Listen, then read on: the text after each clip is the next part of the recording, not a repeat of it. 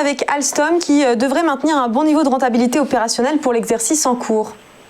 Oui, Alstom, qui est désormais le numéro 2 mondial du transport ferroviaire, de construction de trains, et du coup qui a annoncé des résultats plutôt de bonne facture pour le troisième trimestre.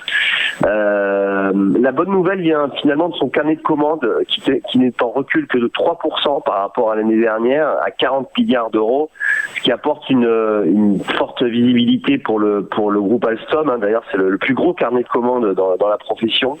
Et puis, on a, avec l'acquisition récente du canadien Bombardier, qui était le numéro 3 du secteur, cette fusion devrait générer des synergies à hauteur de 400 millions d'euros par an pour Alstom, donc ce qui est considérable. Et Alstom, d'ailleurs, en bourse, est en progression, est en hausse depuis le début d'année de plus de 6% et grimpe de 20% sur les 5 dernières séances. Donc on voit que le titre Alstom est toujours bien orienté. On a eu un test des 45 euros graphiquement, on s'est replié sur ces niveaux, mais c'est un niveau qui devrait être atteint prochainement et qui devrait être dépassé.